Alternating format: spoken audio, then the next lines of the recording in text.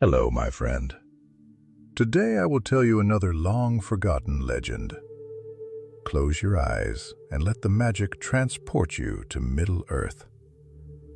Our journey begins in the deep and dreaming dark of the misty mountains, where the roots of the world run wide and whisper ancient secrets to stone and silence.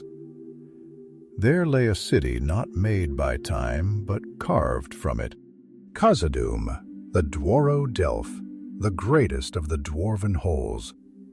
There, beneath a ceiling of blackened mithril stars, the children of stone walked paths older than memory, and though the fires of their forges burned hot, and their hammers sang on anvil and oar, the sound that once echoed loudest in those vast halls had been forgotten.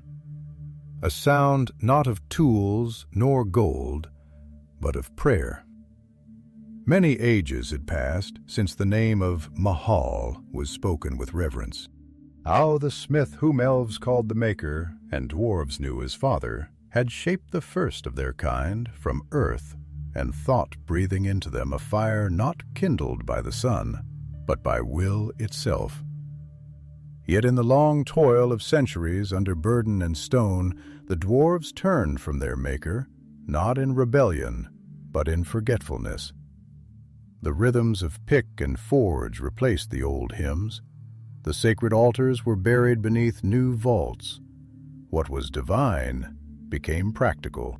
What was holy became hidden. But stone remembers. And so, in a quiet corner of Khazad-dûm, far from the clanganger of the great halls and the bright roar of the forges, a young dwarf named Balgrren dwelled among scrolls and silence. His beard was short, for he was young, and his fingers were ink-stained rather than calloused by hammers.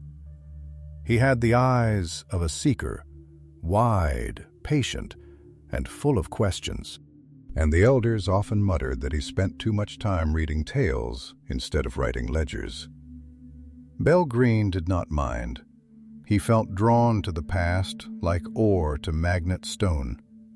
While others charted the veins of silver and mithril in the deeps, he charted the veins of memory, tracking the old songs, the forgotten names, the dust-covered lore of his people. His favorite place was the Vault of the Quiet, a domed chamber in the oldest section of the library, where the stone GDK floor was worn by the footsteps of dwarves long gone, and the air was thick. It was on a still winter morning, though time in the deeps followed no sun, that Balgrren found it. Behind a crumbling shelf, where the rock itself had cracked from ancient strain, his fingers brushed something that did not belong. A corner of stone, too smooth to be natural, too deliberate to be accident. He dug with care, brushing away centuries of soot and slumber, until the object revealed itself. It was a tablet cut from deep-back obsidian, etched with runes older than any he had studied. But these were not records of lineage or stonecraft. No, these were curved, flowing runes, singing runes, ones used only for song and sanctity. His heart quickened. The first line was a name, Mahal, not as a myth, but his father. Then followed verses like flame trapped in stone, praises of Aulë's patience, hymns of creation, prayers woven with the grief of the dwarves' earliest loss, the fading of the divine from the works of their hands. Balgrren sat beside it, breath held as if the tablet might vanish like mist if he exhaled. The runes seemed to pulse faintly with a light not of this world, not bright, but warm, like the last ember in a long dead hearth, still waiting for breath. That night he did not sleep. His mind raced with thought, with memory, with questions no other seemed willing to ask. Why had these words been hidden? Why had they been abandoned? And most pressing of all, what might happen if they were remembered? The next day he brought the tablet before the Council of the Deep. It was no small thing to stand before the masters of Khazad-dûm. They were ancient, proud, and grim as the stone they ruled. Their beards were braided with gold, their voices low and slow as rivers beneath mountains. Balgrren, with his soft voice and scroll-laden robes, seemed a child among mountains. He placed the tablet before them, his hands trembling not with fear, but with reverence. This, he said, was found beneath the library vaults. It speaks of Mahal, of Aulë, our Maker, of songs we once sang, of prayers we once gave. Why have we forgotten? The eldest among the council, Thorn, the keeper, leaned forward, his eyes clouded with age, narrowed. "We do not forget," he said. "We endure, we build, we remember by making." "But is that remembrance?" Balgrren asked, his voice rising, not in defiance but in yearning. "Or is it survival?" A heavy silence followed. The council shifted, uncomfortable. One of the younger masters, Karam. "What do you want, boy? To turn forges into temples? Bring back the gods with chants and incense?" "I want," Balgrren said, "to remember who we..." "Not just what we made, but why we made it."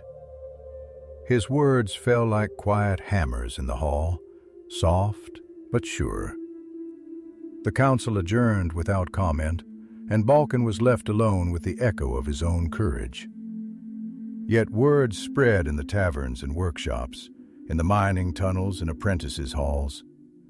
Dwarves spoke of the lore keeper who dared to speak of the Maker, not in jest, not in legend, but in longing. Some laughed, others frowned, a few listened. Among those few was a stone carver named Dervy, whose grandfather had once whispered prayers to the stone before carving, and a forge warden named Thala, who remembered a lullaby. Her mother sang, a song of Mahal's hands shaping the world like clay. They came to Balgrren not with belief, but with questions, and so a circle formed, not of priests, for there were none, but of seekers. Together they read the tablet, sang the old verses, and wondered aloud whether faith, like gold, might lie dormant until someone dared to dig for it. Yet not all were pleased. Beneath the stillness, opposition stirred like an old wound aching before a storm. For some remembered too well the days when devotion led to division and reverence to ruin. And so the first stone had been moved, and deep beneath the mountain something ancient began to stir. Not wrath, not fire, but memory. And memory, as Balgrren would come to learn, was a living thing. The silence of Khazad-dûm was not empty.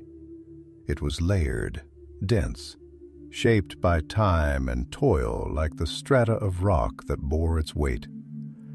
It was a silence carved by generations of chisel and grief, by the wordless packed between stone and soul. The halls whispered not in voices, but in echoes. The creak of ancient beams, the rhythmic drip of distant water, the soft rumble of furnaces banked low for the night. And in that silence, Balgrren sat alone, the obsidian tablet before him like a buried heart unearthed, its runes faintly aglow GK light of his solitary lantern. Around him, the chamber seemed to lean inward, walls weeping with condensation, as though stone itself mourned something half re-GK. He had not returned to his GDK after the council. The walls there felt too tight, the air too still, the space too hollow to contain the weight of what now stirred within him. Instead, he remained in the old scriptorum, where centuries of dust softened the edges of every sound, and the carved faces of forgotten lore-keepers stared down from aloves with expressions of mild surprise and endless waiting. There, beneath their blind gaze, Balgrren spoke, not loudly, but with the steady resolve of a stream wearing away stone. "They do not understand," he said, his voice catching on the edge of a whisper. "They think this is a call to kneel, to bow before something greater. But it is not. It is a call to remember, to place our hands back upon the root of who we are. We build, yes, we mine, we forge, we tally and trade. But once we sang, not to be heard, but to be known." A flicker of movement stirred in the lantern's flame, casting the shadows of the runes across his face like a lattice of light and darkness. He traced them slowly with his fingers, not to read, but to listen. Outside the scriptorum, the corridors of Khazad-dûm stretched like veins, branching in every direction, some wide and polished from countless boots, others narrow and steep where only echoes dared tread. And down one such path footsteps approached, measured, deliberate, heavy with a thoughtfulness that came not from indecision, but from a desire to meet the moment with the weight it deserved. Dervy entered without knocking. She was old, though not ancient, and her hands bore the calluses of a life lived, shaping the stubborn truth of stone. Her hair, once black as coal, was streaked with threads of silver, like veins of mithril in granite. She stood in the doorway for a moment, saying nothing, her gaze falling upon the tablet with the reverence of one recognizing something sacred, though she would never call it so aloud. Balgrren did not rise to greet her. Instead, he gestured gently to the stone bench beside him. "The fire is still warm," he murmured. "It's been listening with me." Dervy sat without reply, and for a time the two of them stared into the soft light, letting the silence stretch, not as a void, but as a bridge between two minds not yet joined. At last she spoke, her voice low and thick, as though drawn from a well. "I carved a statue once, years ago," she said, "for the memorial hall. It was meant to be a likeness of Thorak Ironfist, the one who defended the East Gate during the War of Worms. I worked that stone for months. Each strike I thought of his face, stern, proud, marked by grief. He never spoke aloud. And when I finished, it didn't look like him. Not exactly, but the stone felt like him. Do you understand?" She turned her eyes to Balgrren, sharp and searching. It felt like memory wrapped in silence, like something more than likeness.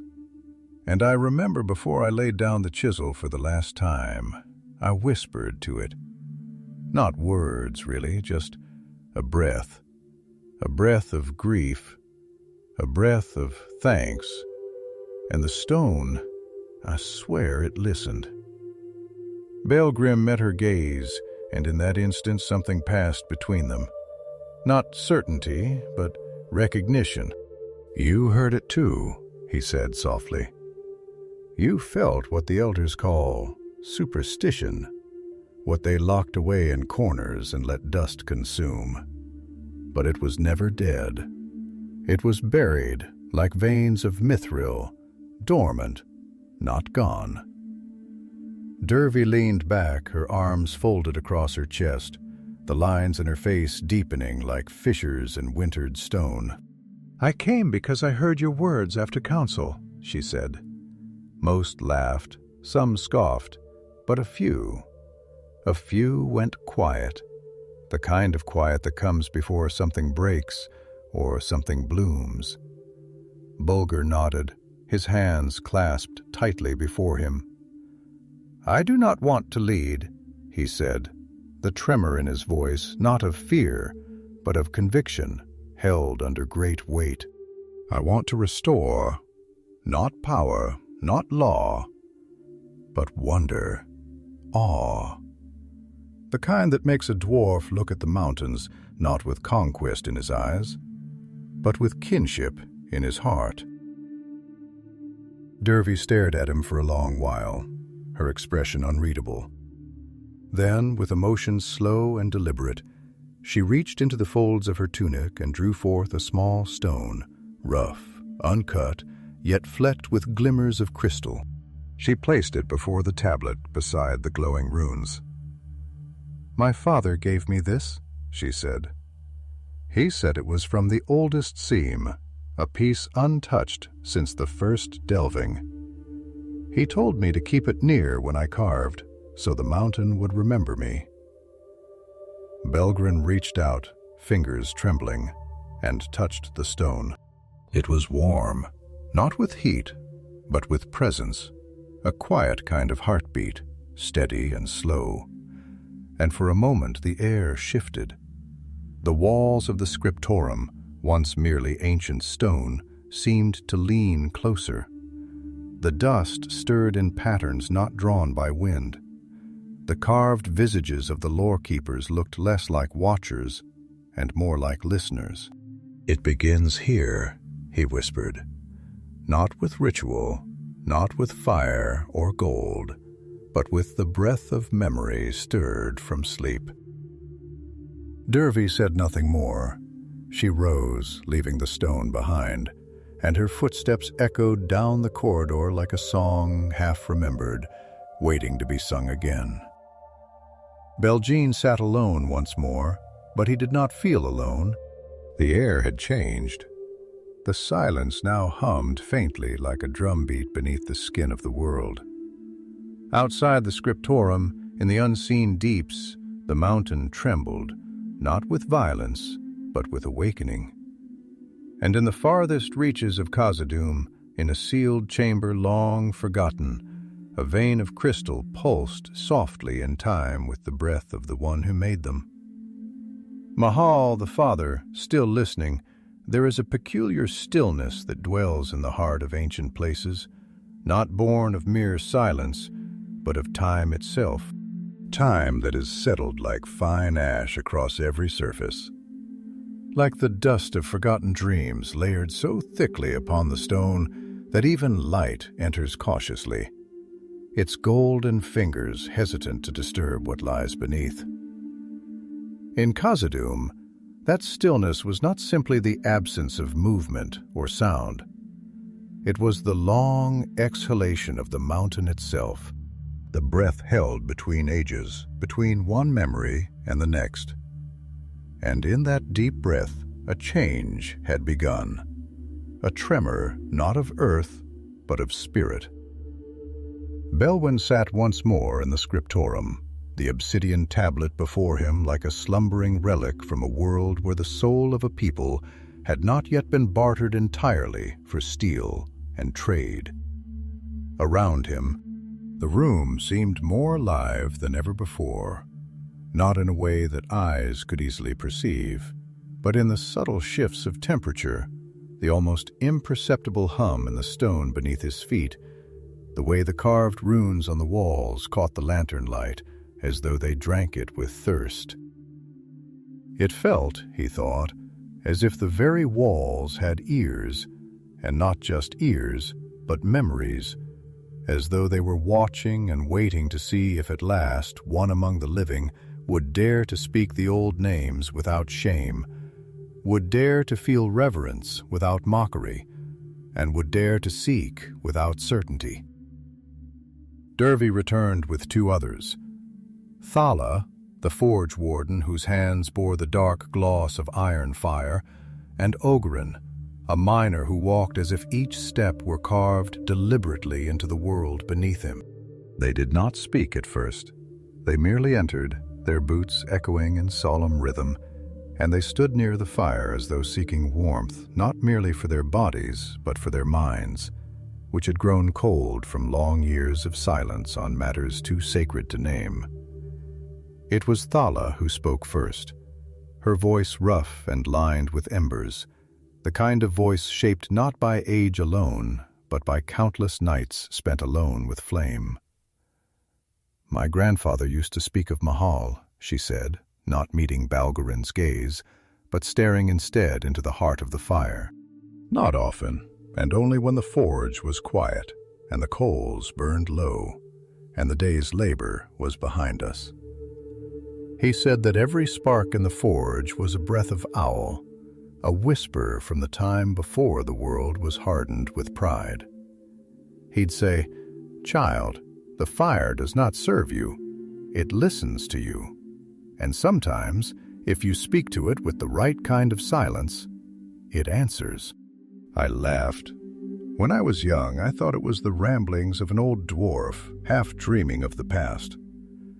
But now she trailed off, her eyes reflecting the firelight like twin smoldering coals. And the silence that followed was not empty, but filled with the weight of that unfinished sentence, with the echo of something not yet spoken aloud. Balgrren shifted, his broad shoulders hunched, not with fear, but with the burden of knowing he was crossing a threshold that had stood unspoken in his heart for many years. "I used to sing when I mined," he said slowly, his voice deep and quiet, like the rumble of earth before a cave-in. Not loud, not like the old marching songs, just a hum, low and steady to keep rhythm with the pig. "There's an echo, you know, down in the deeps. When you find the right kind of stone, it hums back. Not like a proper echo." "Not your own voice," returned. "No, it's different. Older. Sometimes I'd feel it vibrate in my bones, like the rock itself was remembering a song it hadn't heard in a long time. I never told anyone. Thought I was going mad." Balgrren looked up from the tablet. Then his eyes full not just of light, but of quiet, aching gratitude, the kind that comes when long-held doubts are shared and not scorned. "You weren't mad," he said, his voice barely above a breath, yet filled with a resonance that made even the dust in the room seemed to still. "You were being answered. You were heard." Dervy placed her hands upon the stone bench, leaning forward with the deliberate weight of someone who had spent a lifetime shaping the world, and now sought to shape something deeper within herself. "They'll say we're dreamers," she murmured, "that we're trying to bring back a fire that died long ago, that reverence is a weakness, and that the mountain answers only to strength, not to song. But I have seen too much carved into the bones of the earth to believe that stone remembers nothing. I have seen the way water carves canyons, not by might, but by persistence. And I say, let us persist." Outside, the mountain groaned softly, distantly like a sleeper turning beneath heavy blankets of earth in time. It was not an ominous sound, not the herald of collapse or danger, but the stirring of something ancient, something vast and long buried. The torches along the corridor flickered in that moment, and the stone of the floor vibrated beneath their feet, as if the mountain was adjusting to accommodate something new, or perhaps something old returned. Balgrren stood, his posture uncertain at first, like one who had spent too long bent over books and now must bear a banner he had never asked for. But as he spoke, his voice grew, not in volume, but in depth, drawing up from a place within him that had never before been touched by words. "There is something in us," he said, "that reaches deeper than history, deeper than records or rites. It is the knowledge that we were made not by chance, but with intention. We were not called into being to conquer stone, but to be its kin, to learn from it, to honor it, to live in harmony with it. The mountain is not our slave. It is our elder. It is our cradle. And if we forget the one who shaped us, then we become hollow, even if our halls are filled with gold.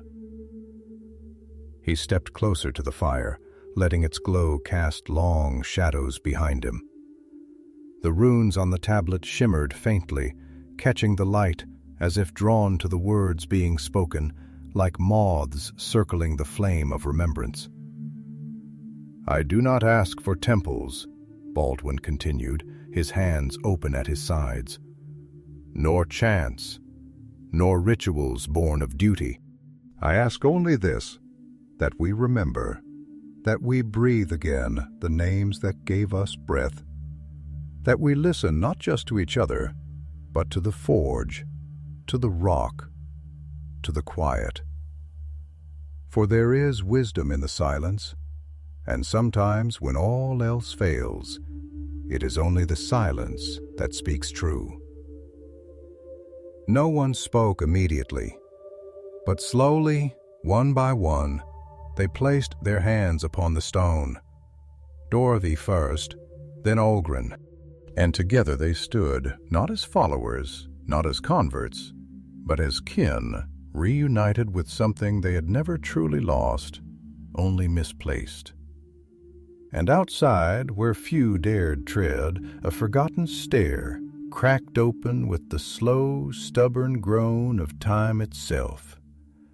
Dust spilled forth, and with it came a draught of air older than kings, colder than the deepest mine, and yet filled with the strange, subtle sweetness of beginnings. Somewhere far below, in a chamber carved before even Duran awoke, the first ember stirred in a long dead briar, and the mountain listened. The mountain had always spoken, though not in words. Its language was one of rumble and silence, of echo and tremor, of lightless corridors stretching into ages untouched.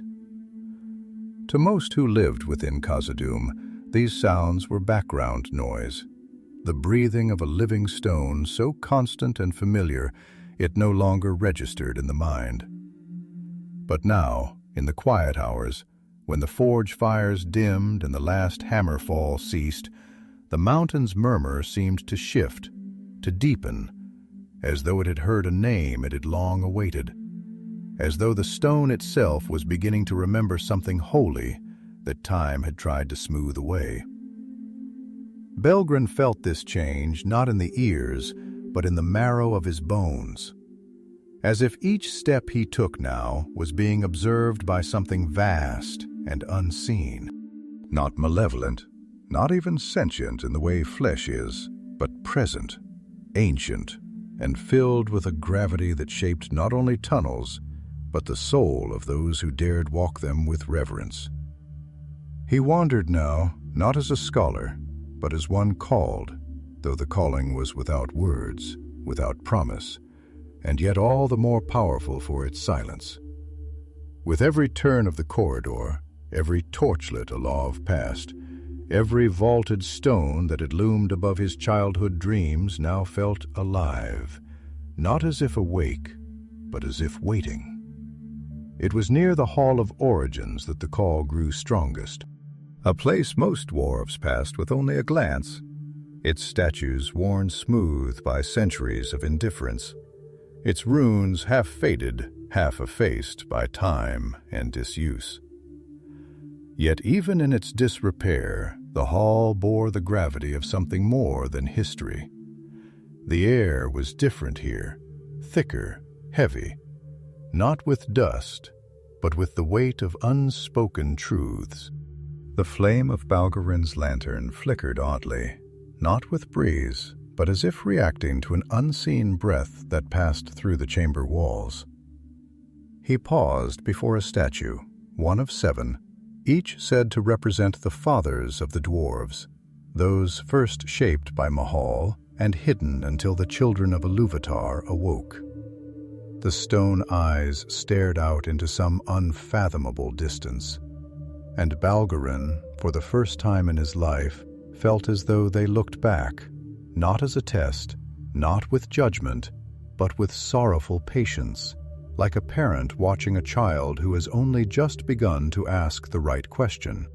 Then came the voice, soft, crackling, filled with the hesitation of someone unsure if the moment had truly come. "You feel it too." Balgrren turned. Thala stood behind him, not clad in her forged leathers, but in a cloak of deep charcoal gray, embroidered not with symbols of trade or craft, but with a stylized spiral of an ancient flame, long out of use. Her face bore the soot mark of a ritual he did not know, but recognized instinctively, as one might recognize the scent of the earth after rain. She stepped forward slowly, her boots echoing softly against the stone, the sound somehow respectful, like footsteps within a tomb. "Yes," he said. Not a voice exactly, but something beneath the silence, as if the mountain is remembering something long buried. She stopped beside him, gazing at the statue. Her fingers brushed the old carvings, the gesture not unlike a lover's touch across a face long missed. "My grandfather used to say, 'The mountain does not forget,'" she murmured.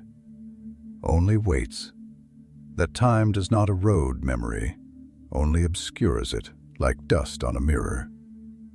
We think silence is absence, but he said it was presence. Too full to speak." Balgrren was quiet for a long while. Then he said, "We've been taught to listen only to the clamor of work, to the roar of forge, to the weight of coin, to the tallying of stone pulled from the dark. But this," he gestured to the air itself, to the stillness between echoes, "this is older, quieter. It speaks not to our minds, but to something deeper, to the marrow of our purpose." Thala nodded slowly. "Do you know the tale of the stone that sang?" she asked. Balgrren shook his head. She smiled faintly, eyes still on the statue. "It is a tale almost no one tells anymore.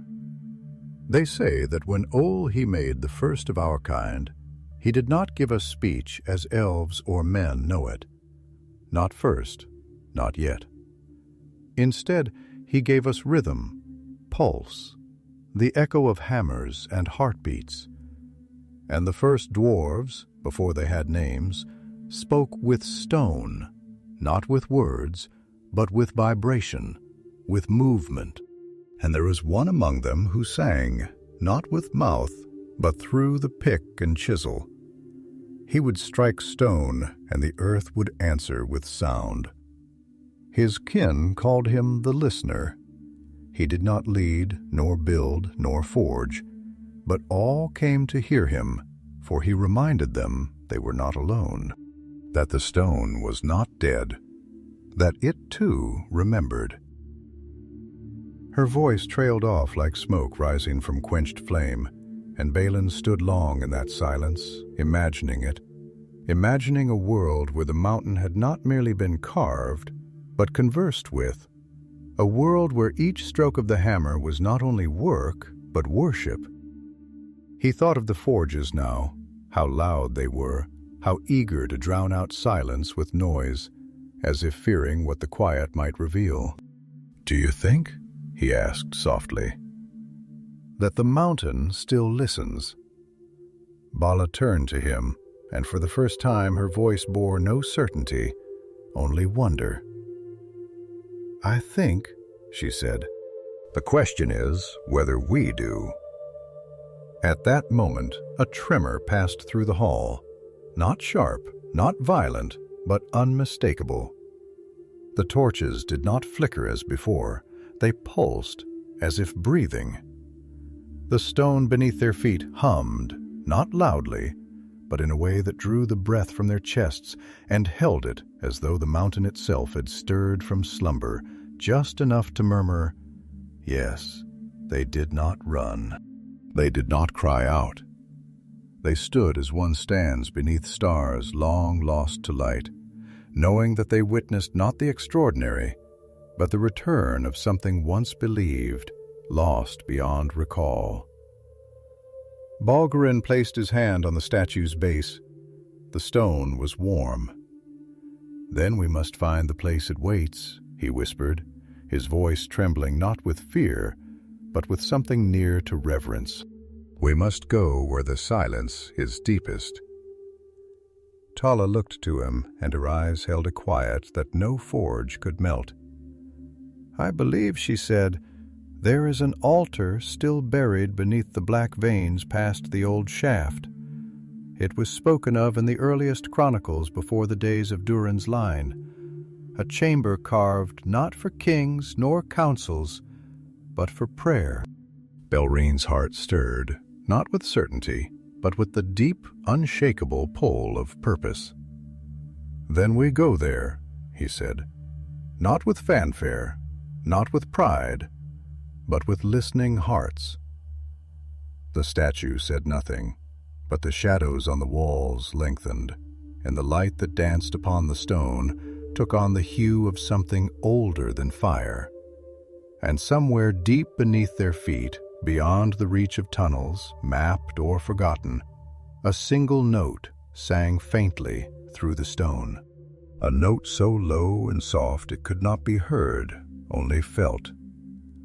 The mountain was no longer merely watching, it was waiting. There are places beneath the earth where the dark is not merely absence of light, but presence, thick breathing, ancient, where the air clings not as a mist, but as memory itself, and where each step echoes not forward, but backward, as though the world beneath the stone does not lead onward, but inward, toward something old and buried that does not wish to be awakened, and yet stirs nonetheless when names long untold are spoken once again with reverence. It was into such a place that Balgrren and Thala now ventured, descending through narrow passageways rarely walked in living memory, where the torches coughed and sputtered as if the fairy walls resisted their glow, and where the carvings upon the arches had faded not from time alone, but from neglect. The kind of fading that comes not when a story ends, but when it is deliberately sealed away. The old shaft was a wound in the bones of Khazad-dûm, a place once mined and then abandoned, not for lack of yield, but for something else. Something never named aloud, as though the act of speaking it would give its shape. Even the stone seemed hesitant here. The walls no longer bore the proud polish of Dwarven masonry, but wore instead the raw, jagged uncertainty of untouched rock, as if the very mountain had refused to be shaped further. And the deeper they descended, the more the air thickened, not just with the closeness of stone, but with the weight of anticipation. Like the breath before prayer long delayed, they moved in silence for some time, for words felt brittle in that place, liable to shatter into echoes they might not recognize as their own. But at last Balgrren spoke, his voice subdued, shaped by awe and uncertainty, like a child recalling a dream he is not sure was his. "I used to believe," he said, "that history was written in ledgers, that what we forgot was gone, and what we remembered was all that mattered. But now I think that memory does not fade because we let go of it. It fades because we are afraid of what remembering might require. Reverence is not comfortable. It demands something of us. It demands humility, the kind that bends the knee not to a king, but to a truth too large to hold. It asks us to see ourselves not as masters, but as children cradled in stone hands." Thala, walking just ahead, did not turn to him, but her voice answered like a note played low on a forge bellows, soft and steady. "That fear," she said, "is older than any of us. When my mother died, I remember standing at her pee and my heart was so full of grief that I could not speak. But when the flames rose, I felt her presence, not in the fire, but in the stone beneath my feet, as if the mountain had taken her in. Not just her bones, but her essence. I whispered her name to the rock, and though it gave no answer, I felt something shift, like a sigh or a promise. It was the first time I understood what it meant to believe in something you could not prove, but could not deny. Her voice trembled at the end, but not with sorrow, with something deeper. The ache of rediscovery, like stumbling upon a childhood keepsake buried deep in the folds of memory, still carrying the scent of love. They paused at a place where the tunnel narrowed, where a stone door stood half-sunken into the floor, as though the mountain itself had tried to swallow it back into forgetfulness. Upon it were runes unlike those etched in trade or craft. They curved with the grace of song, and they glowed faintly beneath the torchlight, not as a light reflects, but as something remembered begins to stir. Balgrren reached out, his hand hovering just above the runes, as if afraid that touch would erase them. But instead, as his fingers neared, the lines flared softly with golden warmth, like coal stirred from beneath cold ash. He did not press the door. He simply whispered, a word not taught to him, but given by the stone itself. Thala inhaled sharply. "The old word," she said, barely louder than breath. "Water of the spirit." "You heard it?" He nodded. No, not heard. Felt as if the stone placed it in me. The door opened, not with the groan of ancient hinges, but with a sigh, long and low, like the final breath of a mountain that has waited too long to be remembered. What lay beyond was not a room, but a sanctum, a space carved not with tools, but with intention. The chamber was circular, its walls lined with veins of polished obsidian, shot through with veins of silver and gold, not placed but revealed, as though the mountain had yielded its finest to something it respect. In the center was a dais, not raised, but sunken, shaped like a bowl, and within it a single brazier of blackened bronze, cold and lifeless. Yet the stillness there was not that of death. It was the hush of breath held in anticipation. Balgrren stepped inside, and the moment his foot crossed the threshold, he felt it. The pressure of presence, not hostile, but heavy, like the weight of a hand placed gently on his shoulder by someone who had been waiting a very long time. The silence here was not emptiness, but attention. Thala knelt at the edge of the dais, her head bowed, her voice low. "This is the hollow of Mahal," she said. "The place where the first fathers were named. Not born, but named. For to name a thing is to call it into being. And this is where the soul of our people was once acknowledged." Valkyrie moved to the brazier and placed his hand upon it. It was cold, as expected. But beneath that cold was something else. A thrum, faint like the heartbeat of stone. He withdrew the shard of the obsidian tablet he had carried, the one that had begun all of this, and laid it gently within the brazier. Nothing happened. And then everything did. The veins in the walls began to shimmer, not with firelight, but with a soft inner glow, like starlight filtered through the deep. The brazier pulsed once, and a single tongue of flame rose, not fierce, but unwavering, steady, as if it had never truly gone out, only waited for someone to bring it breath. Balgrren dropped to his knees, his vision blurred. not from heat, but from tears that came not from sadness, but from recognition. This was not revelation, it was reunion. "I do not come as a priest," he whispered. "I do not come as prophet. I come as child, as stone returned to stone. Let us remember." And in the stone around them, in the veins and hollows of Khazad-dûm, in the paths forgotten and the echoes long stilled, a song began, not with words, but with vibration, with pulse, with rhythm. The mountain remembered.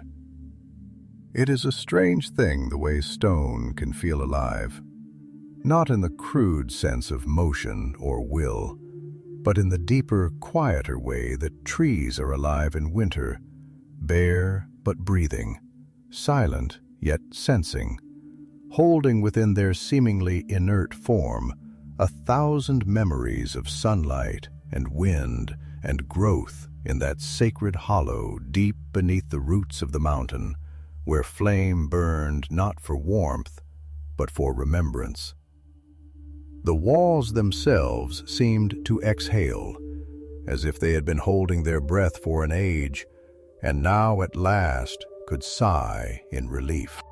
The brazier's gentle flame cast no shadows, for it burned with the light that was not of fire alone, but of something older and finer, a light that did not consume, but revealed.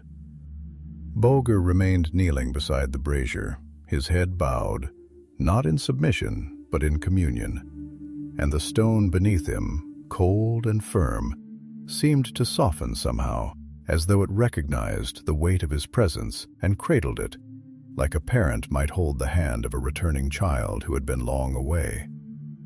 He could not speak for some time, not for lack of words, but because his heart was too full, his chest swollen with a grief that was not his alone. It was the grief of centuries, the sorrow of a people who had traded wonder for certainty, reverence for routine, and in doing so had not lost their strength, but something quieter, something gentler, something holy. Thala, too, knelt in stillness, her face lit by the flame's soft glow. The harsh lines of her features, shaped by years of fire and forge, seemed to soften as though touched by memory. She broke the silence not with a declaration, but with a whisper, tentative, reverent. "This place," she said, "is not hollow. It is full, full of things we once knew but chose to forget. I feel as if every moment of my life has led me here. Every spark I struck, every blade I tempered, was calling out to something I could not name. And now I know I was never forging alone. I was always watched, always accompanied." Balgrren turned his gaze toward her, and his eyes, moist with the shimmer of awe, carried the depth of a well newly opened. "I used to think the gods were distant," he said softly, "or perhaps gone. I imagine Mahal as a smith who created and walked away, leaving us to our tools and our pride. But I was wrong.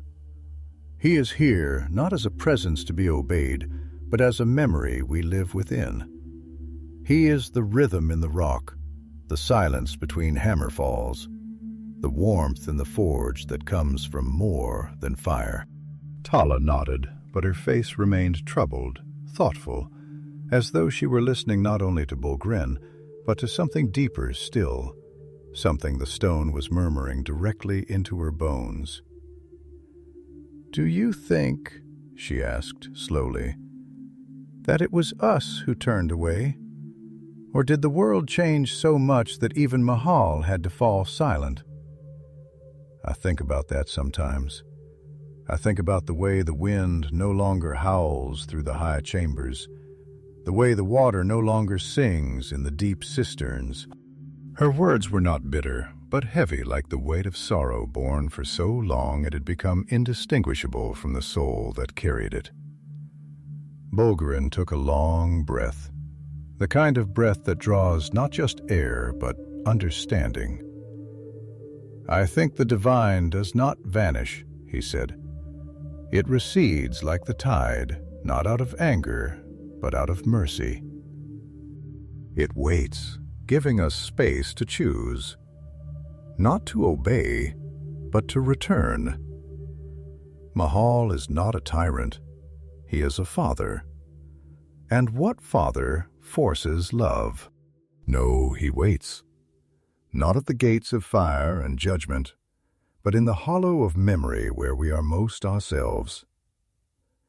At these words the flame flickered, not with wind, for no breeze stirred that chamber, but with something else, something unseen. It was as though the fire had listened, and in listening, had agreed. The walls shimmered faintly, and the veins of silver that ran through the obsidian gleamed like riverways lit by starlight. Thala rose slowly, her movements deliberate, as though she feared to disturb the sanctity of that moment. She stepped to the wall and placed her hand upon it, palm flat, fingers spread, and the rock beneath her touch warmed subtly, as if responding to the contact not with heat, but with remembrance. "There is more here," she said quietly. "Not just memory, but promise. A kind of waiting that is not passive, but pregnant. Something beneath this chamber calls, still, not just to be remembered, but to be restored." Balgrren approached, and his hand joined hers upon the stone. Together they stood listening, not with ears, but with the whole of themselves. And in that deep silence they felt it, a pulse low and slow like the heartbeat of the world itself. Not metaphor, not poetry, but real. An echo that moved through their bones and whispered to their spirits. "We are not the first to stand here," Balgrren murmured, "and we will not be the last. But perhaps we are the first in many lifetimes to listen." The flame, now steady and sure, burned brighter, but not blindingly. It remained soft, gentle, like a lantern held by a kind hand in a long night. They sat once more and spoke at length, not as teacher and student, not as allies or founders, but as pilgrims.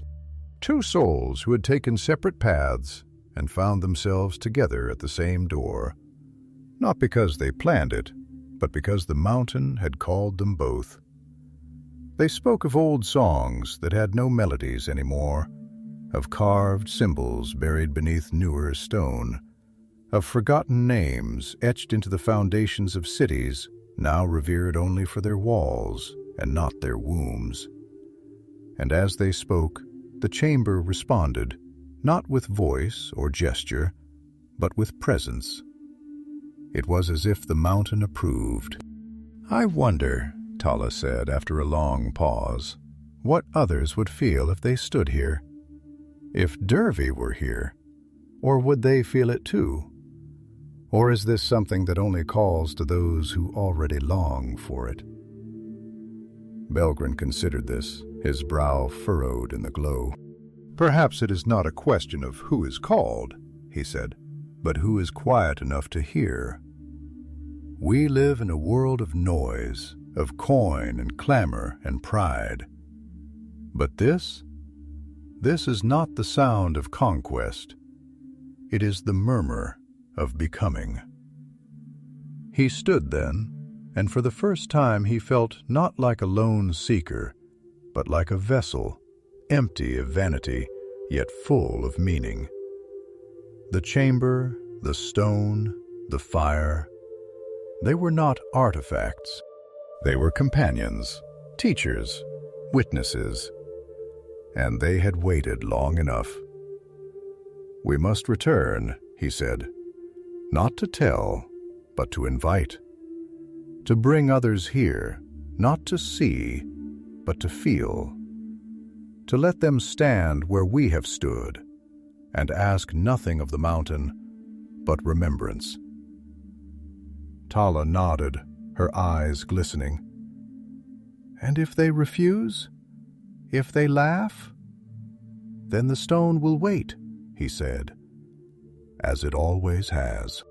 They left the chamber in silence, but as they crossed the threshold, the flame did not dim. It remained steady and quiet, a sentinel of memory and grace.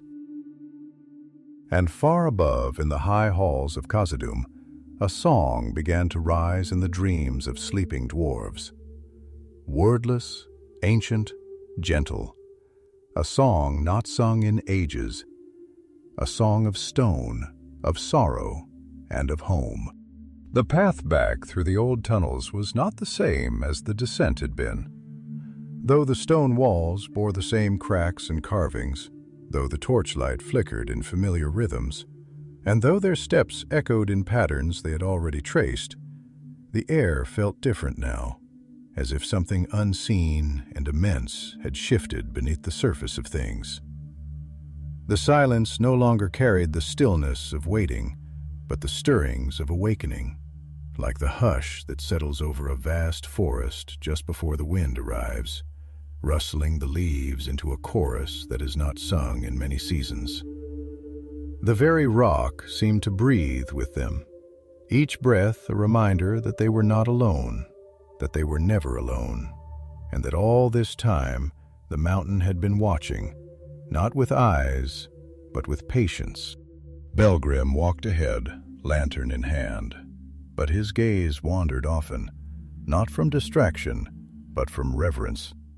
For he was no longer simply navigating corridors of stone, but walking through the pages of a forgotten book, every etching on the wall, every worn arch, every quiet fold in the stone, now a word, a phrase, a verse in the long, slow poem of Dwarven becoming. He reached out once to trace a symbol, barely visible beneath centuries of soot and grime, and as his fingers brushed it, he felt not texture but story, not shape but sorrow. Something buried, yes, but never severed. It was like the ache one feels in the place of a scar, not from the wound, but from the healing. Thala, walking behind him, was silent, but her silence was not born of weariness. It was the silence of fire banked low, deep, and hot, waiting for the moment when air and need would call it back into flame. Her mind was heavy with thoughts that swirled like embers in a draught, memories of her childhood when her grandmother would sing to the forge, not with any song known to craft, but with a melody that seemed to rise unbidden from the coals themselves. A lullaby meant not for the ears of others, but for the heart of the iron. She remembered thinking, even as a child, that there was something sacred in that sound, something more than technique, more than trade. It was a communion, and now, for the first time, she had words for it. "I never realized," she said at last, her voice quiet as though speaking too loudly would offend the stone, "how much of myself I had given away without ever noticing. I thought I was strong because I had mastered my tools, because I could shape blade and plate and hinge with precision and certainty. But now I see that strength was only the surface. Beneath it I was hollow, not broken, not lost, just untouched by the depth of what was meant to live inside us." Balgrren turned, and the light from his lantern caught the lines of her face, casting them in gentle gold. And in that light he saw not weariness, but clarity, like the face of a miner who has broken through the last wall of stone and glimpsed at last the gleam of a hidden vein. "I think," he said slowly, choosing each word with care, "that we were not made to forget, but we were made to be free. And sometimes freedom is misused, not with evil intent, but with distraction. We built so much, We traded so far, we tunneled so deep, that we ceased to ask why. The act of shaping became more important than what we shaped, and so the spirit of our craft, it faded, not because we banished it, but because we stopped listening. He looked upward where the ceiling arched into shadow, and he felt again the subtle hum in the walls like a lullaby hummed by the world itself. "But the mountain remembers," he whispered. "It holds every word we once spoke in reverence, every song hummed in secret, every breath that trembled with awe. And now it waits, not for sermons, not for temples, but for return." When they emerged at last into the mid-halls, where the great pillars of Khazad-dûm rose like trunks of ancient trees into the vaulted dark, they did not speak, for the sight was different now, not changed, but revealed. The light of the forges cast long shadows that no longer seemed merely black shapes, but remnants of voices lingering against the walls. The sound of pick and hammer echoed not as labor, but as heartbeat, steady, persistent, the pulse of a people remembering who they were. And as they stepped into that space, others turned to look.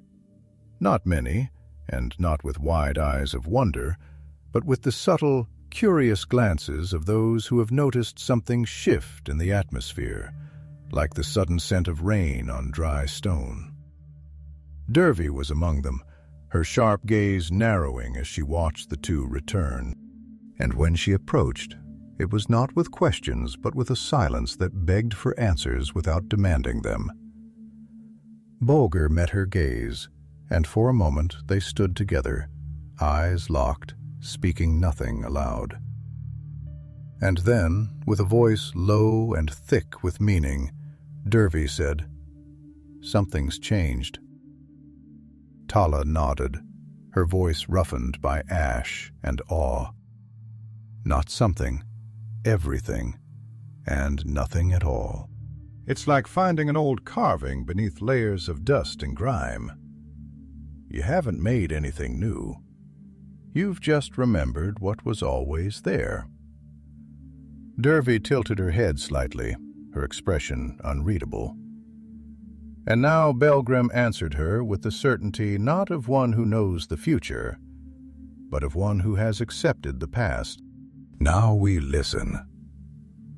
Now we gather, not with speeches or banners, but with open hearts. There is a place below, a chamber made not for kings, but for us, for all of us, and it waits to be filled, not with ceremony, but with presence. Others had drawn closer now, their faces lined with questions, with hesitation, but also with a kind of silent hunger, the kind of yearning that one feels in the bones on a quiet night when the stars seem to press close and the air itself seems to whisper, "You are not alone." Balgrren looked at them not as a leader, but as a brother. He raised no voice, made no grand plea. He simply opened his arms and said, "Come." Not to see, not to follow, but to remember. And one by one they came, slowly, like water trickling into an old well. The dwarves of Khazad-dûm followed the quiet voices of two who had knelt in the dark and lit a flame, not with fire, but with remembrance down into the old ways they walked.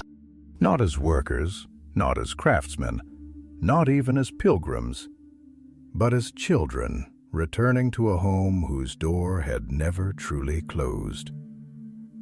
The mountain watched, the flame waited, and the silence sang. The descent of many feet into the forgotten places of the earth was not a march, nor a pilgrimage in the traditional sense, but something quieter, something deeper.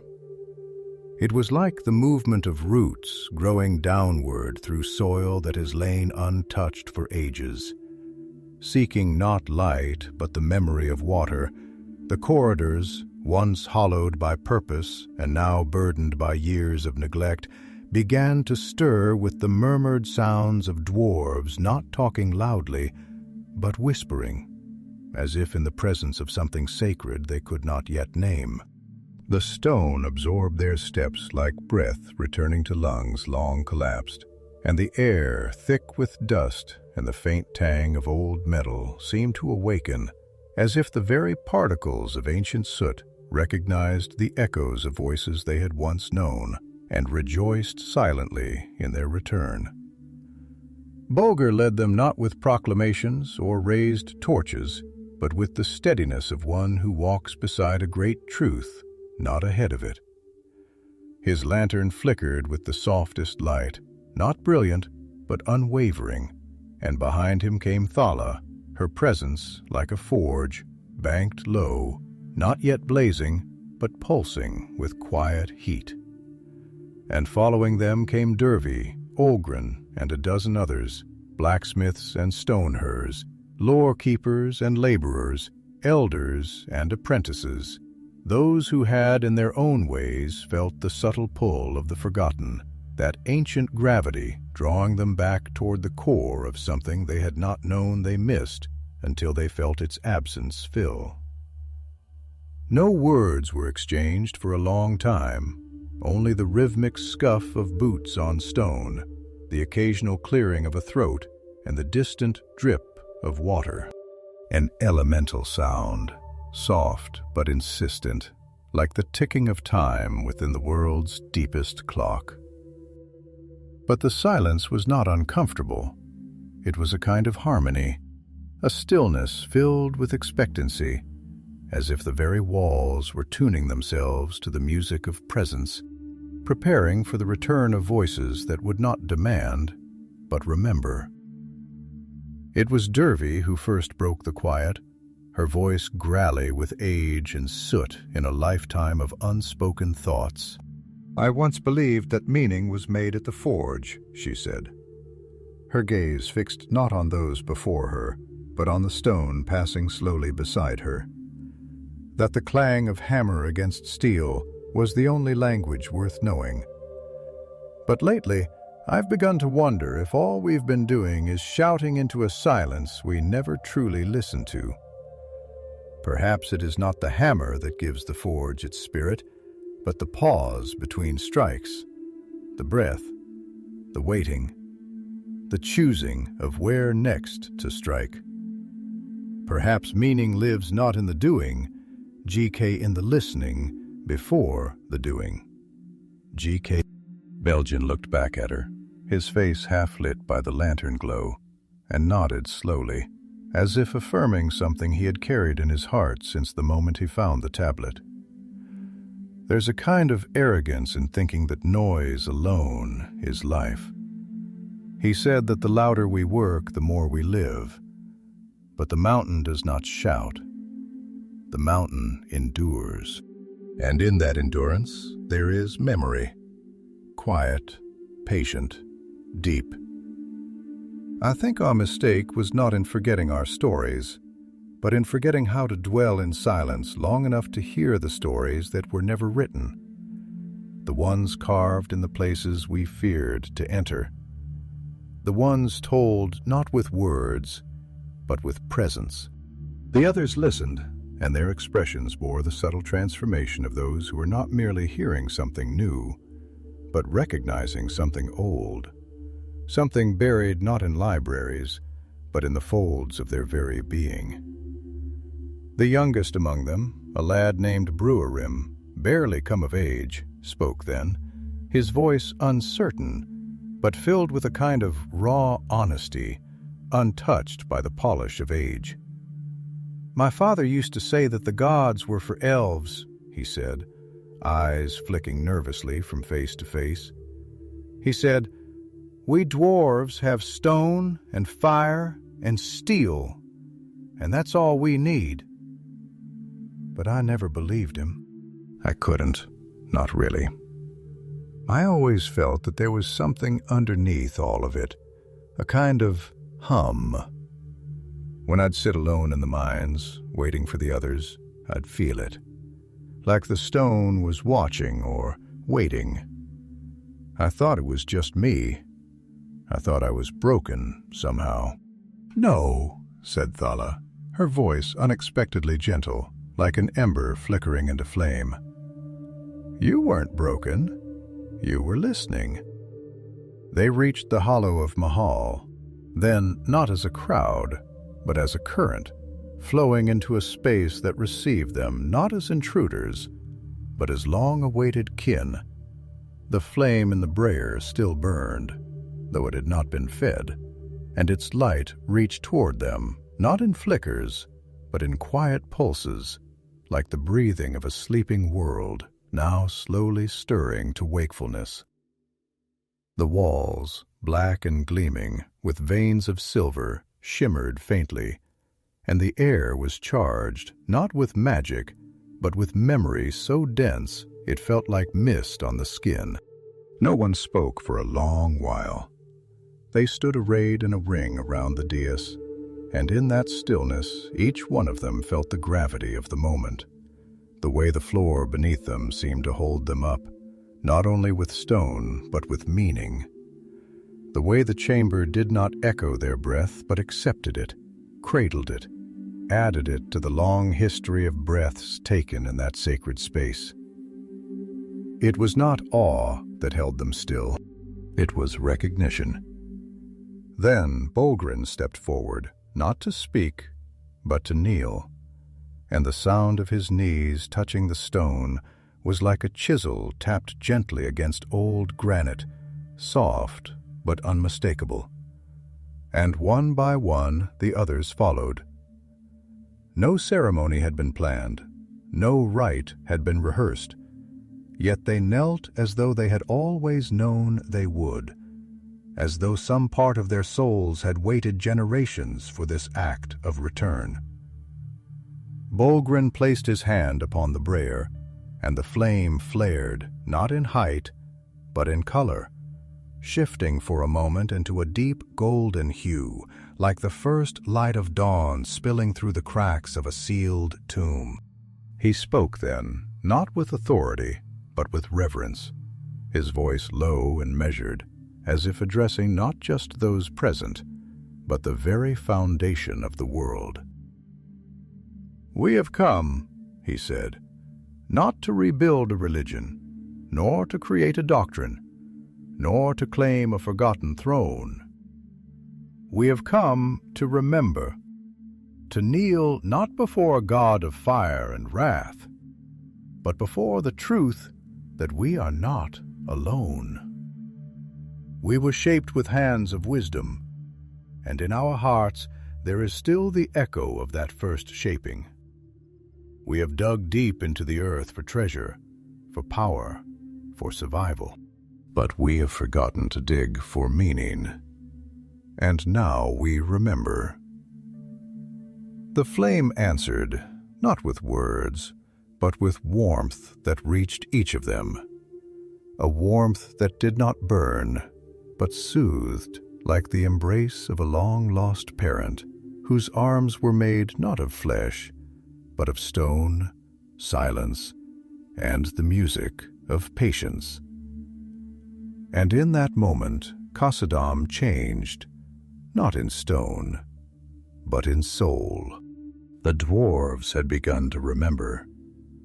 Night in the deeps of Khazad-dûm did not come with stars or moonlight, but with a deepening of quiet, a settling of breath in the bones of the stone, a stillness that wrapped itself around flame and flesh alike, not in coldness, but in contemplation. The hollow of Mahal lay aglow, its silent fire burning steady and low, not as beacon nor warning, but as memory, unwavering, patient, ageless. And around it the gathered dwarves remained, some kneeling, some seated with backs against the smooth curve of obsidian wall, and others simply standing with heads bowed, not in submission, but in the vulnerable reverence of those who have glimpsed something greater than themselves and have not been diminished, but expanded by it. They did not speak in bursts or declarations, but in soft phrases passed like river stones from hand to hand. Each word smoothened by reflection, each sentence soaked in the quiet light of revelation. Thala had not moved from her place beside the briar. Her fingers, rough with the years of hammer and tong, lay gently across her knees, her eyes, unfocused and soft, not blind, but turned inward, as if listening to some old song carried along the inner caverns of her soul. When she spoke, it was not to any one dwarf in particular, but to the air itself, or perhaps to the flame, or perhaps to that unseen thread that now wound itself among them all, like the roots of trees rediscovering the shared soil of their origin.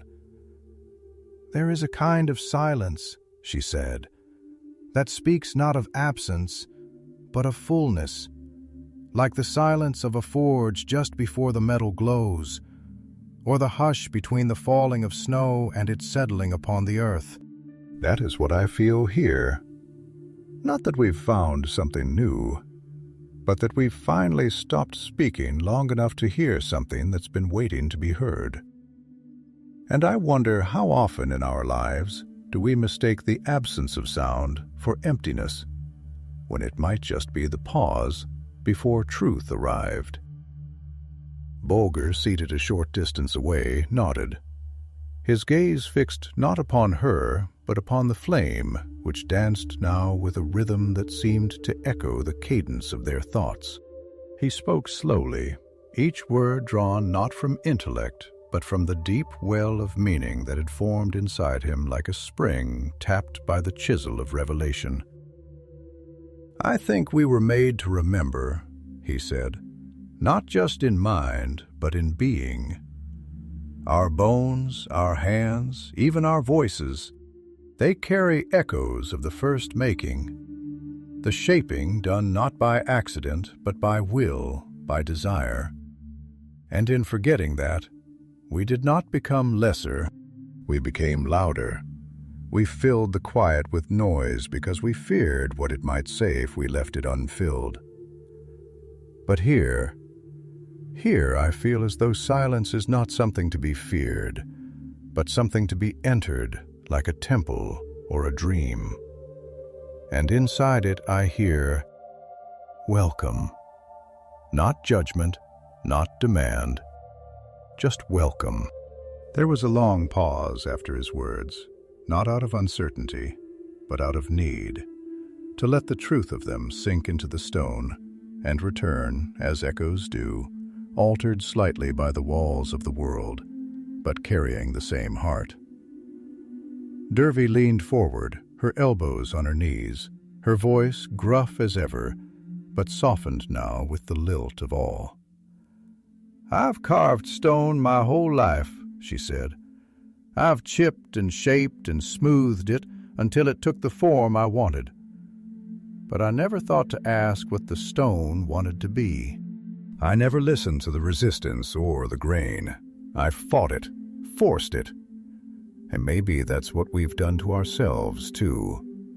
Carved a shape we thought was strength, and never asked if it was truth." Balgrren the miner nodded beside her, his voice like gravel shifting beneath a boot. "There's a tunnel I once dug," he said, "far down where the roots of the mountain groan in their sleep. I remember how the walls there seemed to breathe, not with air, but with pressure, with weight, with time itself. I was afraid of it then, thought it meant collapse or fault. But now I wonder, maybe the mountain wasn't threatening. Maybe it was speaking. Maybe we just never learned the language." The flame flickered then, not brighter, not higher, but wider as though spreading its arms. Shadows danced along the curved walls, and for a moment those watching could swear they saw shapes within them.